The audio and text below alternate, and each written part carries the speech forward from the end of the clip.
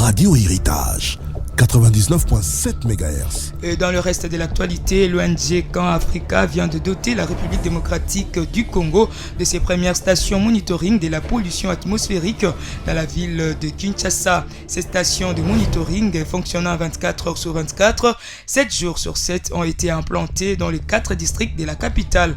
Le Centre africain de monitoring de la pollution de l'air projette d'étendre sa présence dans les autres provinces du pays. On écoute Rishi Lutulungu, il est fondateur et manager général de cette structure. La pollution de l'air est parmi nous.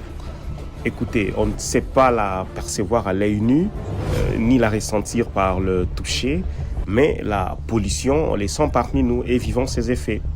Des particules polluantes fines de moins de 2,5 micromètres sont nombreuses dans l'air que nous respirons au Congo, à Kinshasa particulièrement, et il s'agit là d'un tueur sous silence. Avec Camp Africa, la pollution de l'air à Kinshasa est désormais mesurable. Nous savons dire avec précision le niveau général de pollution dans la ville en temps réel et séparément dans chacun de 4 districts de la ville de Kinshasa. Les données de la pollution sont captées et calibrées par nos experts. La diffusion s'est faite suivre les recommandations santé pour le grand public pour chaque degré de pollution auquel il est exposé.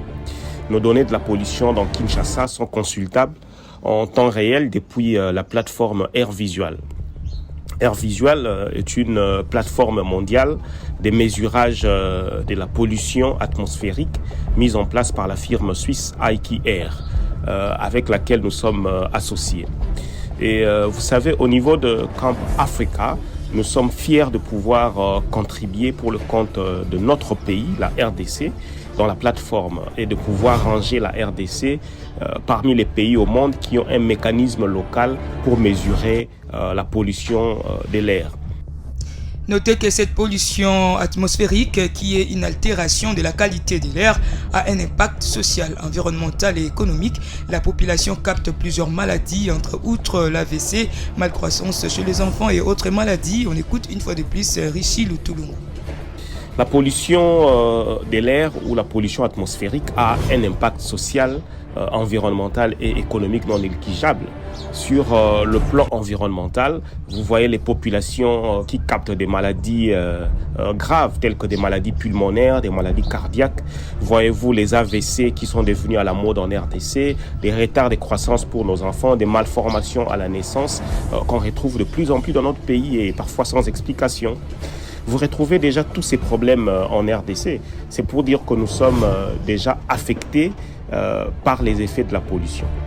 Sur le plan économique, une pollution élevée a eu une incidence sur les investissements et le tourisme, bien évidemment. Aucun étranger, et surtout pas les Européens et les Américains, veulent s'installer dans un pays où la pollution est élevée.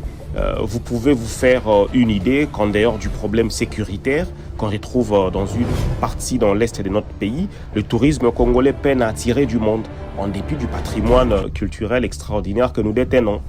Pourquoi cette rareté des visiteurs ?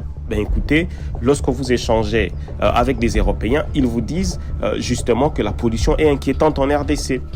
Nous avons mis sur pied le Centre africain de monitoring de la pollution de l'air, Camp Africa, car nous croyons qu'en mesurant la pollution et en formulant des recommandations sur la santé en temps réel, cela permettra de sensibiliser les populations sur les précautions à prendre face à chaque indice de pollution capté et le mode de vie surtout à adopter pour éviter une pollution élevée dans le pays.